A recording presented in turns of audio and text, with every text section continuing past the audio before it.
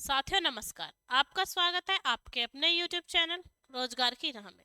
मैं शिखा तेवतिया आपके साथ बनी हुई हूँ। उम्मीद करती हूँ कि आप सब स्वस्थ होंगे और बेहतर तरीके से अपनी तैयारी कर रहे होंगे।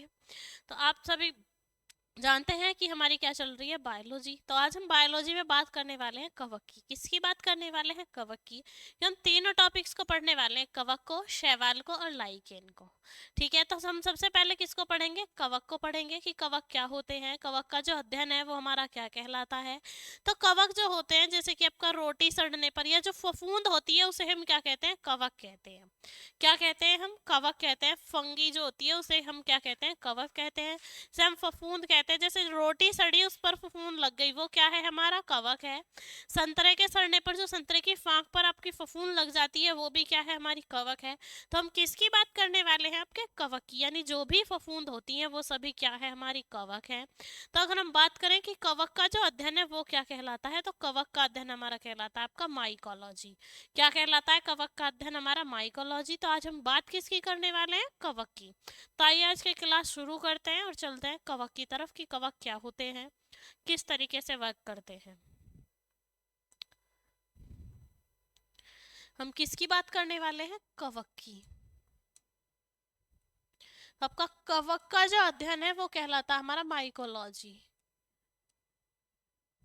कवक का अध्ययन क्या कहलाता है? आपका माइकोलॉजी कहलाता है। कवक का अध्ययन क्या कहलाता है? आपका माइकोलॉजी होता है, कहलाता है। और इनकी संरचना की बात करें, कवक की संरचना संरचना बारीक धागे या आपका महीन धागे की तरह होती है। महीन धागे की तरह उलझी हुई संरचना होती है। उलझी हुई होती है। किसकी संरचना होती है? ये कवक की। यानी रोटी के सड़ने पर या संतरे के सड़ने पर जो फंजाई आपकी या फफूंद लग जाती है वो ही क्या है? हमारी कवक होती है। रोटी या संतरे के सड़ने पर, रोटी या संतरे के सड़ने पर फफूंद कवक या फंजाई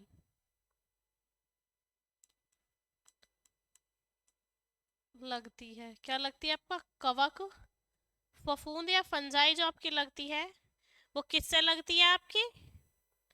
जब कुछ चीज सड़ती है खाने की, जैसे संतरा हुआ आपका, रोटी हुआ, ब्रेड में भी लग जाती है, तो वो क्या है? ये हमारी फफूंद है।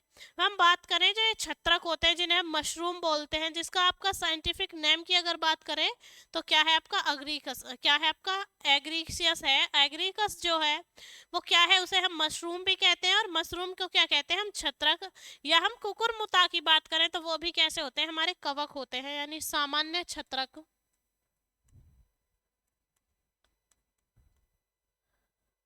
सामान्य छत्रक, या इसे हम क्या बोल सकते हैं? मशरूम। मशरूम तथा कुकुरमुता।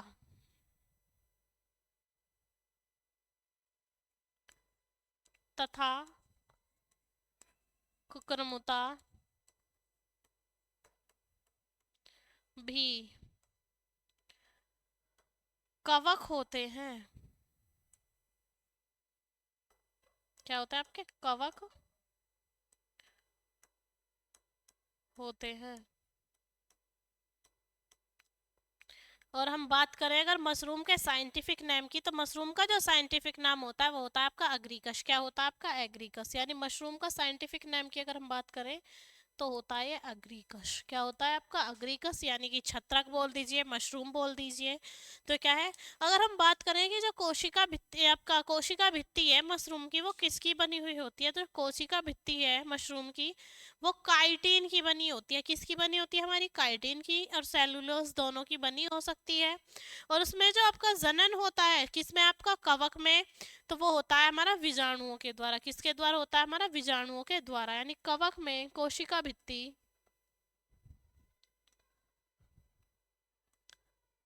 कवक में कोशिका भित्ति यानी सेल वॉल, कोशिका भित्ति काइटिन या सेलुलोज की बनी होती है। काइटिन या सेलुलोज की बनी होती है। की बनी होती है। किसकी बनी होती है आपकी? या तो काइटिन की बनी होती है या आपकी सेलुलोज की बनी होती है, कोशिका भित्ति जो बनी होती है। और इसका जो जनन होता है बीजाणुओं में होता है। इनका जनन बीजाणुओं में होता है। इनका जनन बीजाणुओं में होता है। ठीक है। किसकी बात कर रहे हैं हम? कवक की। तो कवक का जो जनन है वो किस में होता है? बीजाणुओं में।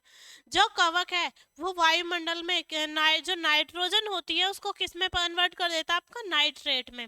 यानी जो वायुमंडल में उपस्थित नाइट्रोजन को, वायुमंडल में उपस्थित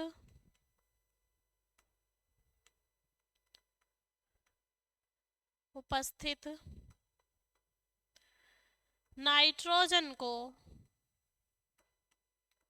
नाइट्रोजन को कवक नाइट्रेट में परिवर्तित कर देते हैं। नाइट्रेट में परिवर्तित कर देते हैं।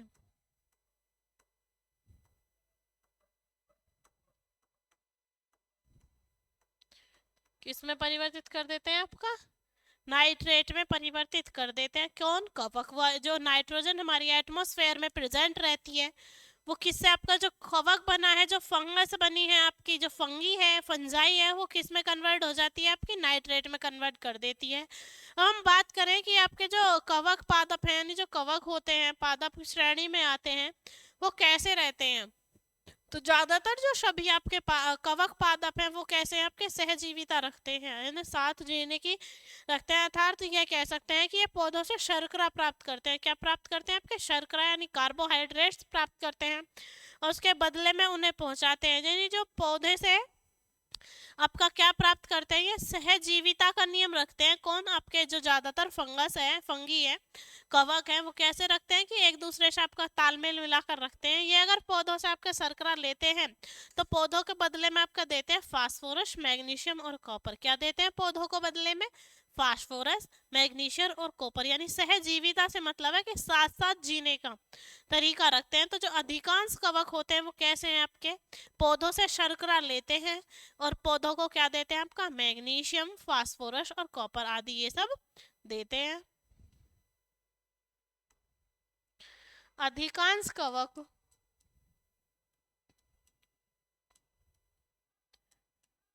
अधिकांश कवक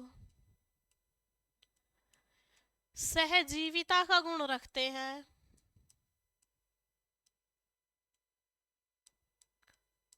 गुण रखते हैं।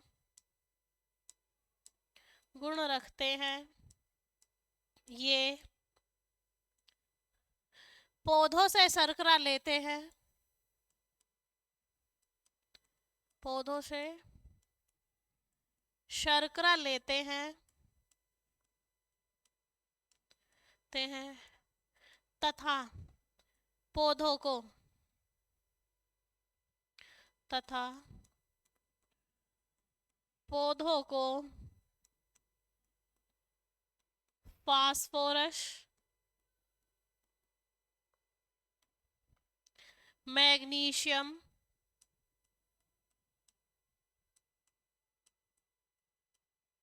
शम तथा कॉपर आदि देते हैं, आदि देते हैं। ठीक है, क्या करते हैं आपका पौधों को मैग्नीशियम, कॉपर, फास्फोरस आदि जो आपके तत्व हैं वो प्रदान करते हैं। उसके बाद हम बात करें आपके खमीर की, जो खमीर है वो भी किस में आता है आपका, वो भी हमारा आपका फंगी में या फफूंद में या बोल दें कवक में आता है। तो खमीर जब बनता है तो उसमें क्या होता है, जैसे यीस्ट है वो कोशिकीय जीव है, कैसा है, कोशिकीय जीव है, और इससे हमारा क्या बनता है आपका, शराब भी बनती है, ब्रेड, पनीर, सिरका जो भी बनता है, यानी जो किडमन का प्रोसेस होता है वही खमीर का होता है, उससे क्या बनता है आपका, ब्रेड, शराब, सिरका, पनीर, ये सब किससे बनते हैं, हमारे यीस्ट से। जो जलेबी बनती है उसमें भी खमीर बनाया जाता है, उसकी जो मैदा होती है उसको भी घोल कर रख दिया जाता है कुछ टाइम के लिए ताकि उसमें खमीर बन जाए, वो सॉफ्ट हो। तो ये क्या है कि जब किसी, जैसे हमारा ढोकला बनता है वो स्पंजी रहता है, उसे भी रखा जाता है खमीर के लिए। तो ये सब क्या है, खमीर है वो एक ये कैसा है, एक यीस्ट है। यीस्ट से मतलब है कि एक कोश के जीव की तरह वो क्या कर रहा है, आपका कार्य कर रहा है। खमीर एक ये कोश के जीव है, खमीर बोल दें या यीस्ट बोल दें, यीस्ट एक कोशिकीय जीव है, एक कोशिकीय जीव है जिससे ब्रेड, पनीर और आपका शराब, सिरका आदि बनते हैं। यानी स्पंज वाली जितनी भी चीज है वो किससे बनती है, आपका खमीर से ही बनती है, दी बनते हैं, किससे बनते हैं, खमीर से, यानी यीस्ट से, या बोल रहे एक कोशिकीय जीव से बनते हैं। उसके बाद हम बात करें जो खमीर है उसमें ऐसा क्या पाया जाता है, तो खमीर में हमारा पाया जाता है विटामिन बी। क्या पाया जाता है, विटामिन बी, और उसमें अत्यधिक मात्रा में क्या निकलती है, आपकी कार्बन डाइऑक्साइड गैस निकलती है। हम कह सकते हैं कि खमीर में विटामिन डी की बी की, खमीर में विटामिन बी की, विटामिन बी की मात्रा अत्यधिक होने के कारण, अत्यधिक होने के कारण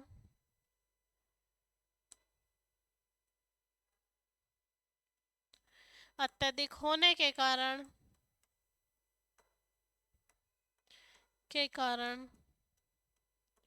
CO2 भी निकलती है।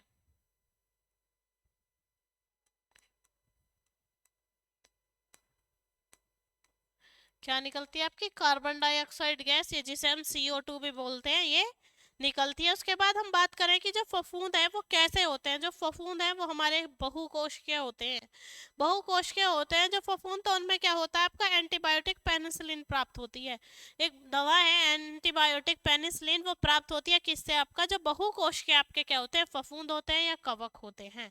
ठीक है, और उसकी जो खोज की थी वो भी किसने की थी, आपके अलेक्जेंडर फ्लेमिंग ने। किसने की थी, आपका अलेक्जेंडर फ्लेमिंग ने। कह सकते हैं कि बहुकोशिकीय कवक से, किससे, आपका बहुकोशिकीय जो कवक है वो बहुकोशिकीय होती है, कवक बहुकोशिकीय भी होती है, यह भी होती है, कैसी होती है आपकी, बहुकोशिकीय भी होती है। यानी एक तो होती है यूनिसेलुलर यानी एक कोशिकीय, एक होती है पॉलीसेलुलर यानी कि बहुकोशिकीय। उसमें क्या होता है कि इसमें एंटीबायोटिक पेनिसिलिन बनती है। ठीक है, इससे एंटीबायोटिक एंटीबायोटिक पेनिसिलिन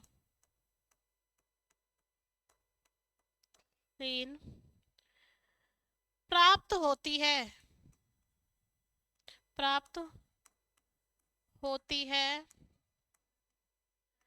जिसकी खोज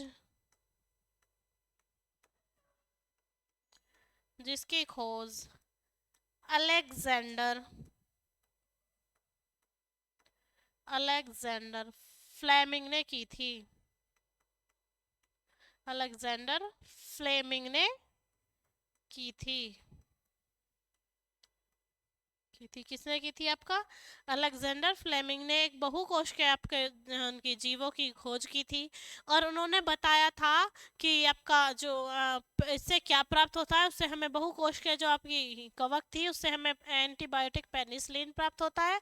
और ये किसने बताया था? हमें अलेक्जेंडर फ्लेमिंग ने बताया था। उसके बाद हम बात करेंगे जो कवर का जो आपका कवक है उसका क्या नुकसान हो सकता है। जो कवक है वो कपड़े पर, चमड़े पर, कांच पर या मानव के शरीर पर लगकर भी नुकसान पहुंचाती है। क्या? मानव शरीर को भी क्या करती है? वो नुकसान पहुंचाती है। किसकी बात कर रहे हैं हम? कवक की।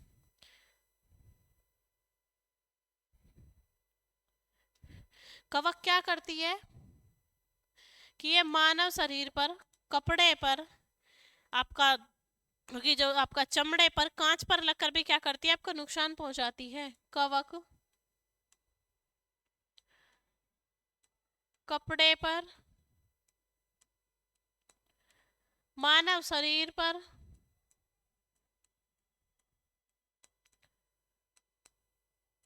कांच पर लगकर भी नुकसान पहुंचाती है। यानी कवक के जितने फायदे हैं उतने क्या है? आपके नुकसान भी है।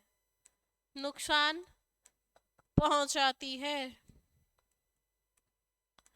क्या करती है? आपका लगकर कपड़े पर लगती है, आपकी चमड़े पर लग जाए, कांच पर लग जाए, मानव शरीर पर लग जाए तो क्या करती है?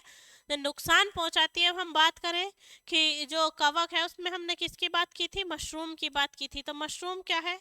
जो कुछ आपके फंजाई हैं वो कैसे हैं? आपके जो दिखते तो मशरूम की तरह है लेकिन उनके जो रासायनिक गुण है वो कैसे होते हैं? आपके भिन्न भिन्न होते हैं। यानी कुछ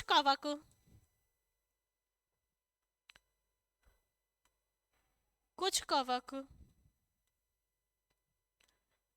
मशरूम की तरह दिखाई देते हैं या मशरूम की तरह दिखते हैं, तरह दिखते हैं, लेकिन उनके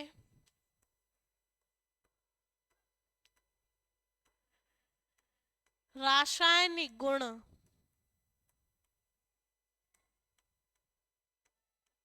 रासायनिक गुण भिन्न भिन्न होते हैं। भिन्न भिन्न होते हैं यानी उनके जो आपके केमिकल प्रॉपर्टीज हैं वो अलग अलग होती हैं, लेकिन वो दिखने में, अगर हम उनके शेप की, साइज की बात करें तो किसकी तरह दिखते हैं? मशरूम की तरह। और उनकी केमिकल प्रॉपर्टीज की बात करें या रासायनिक गुणों की बात करें तो कैसे होते हैं? वो अलग अलग होते हैं। नहीं, कवक के द्वारा जो बीमारियां उत्पन्न की जाती हैं उसमें हम आपका डिस्कस कर लेते हैं जो कवक से मानव शरीर को हानि पहुंचती है या कवक द्वारा होने वाले रोग। ठीक है, किसकी बात कर लेते हैं? कवक द्वारा मनुष्य में होने वाले रोगों की। कवक द्वारा मनुष्य में होने वाले रोग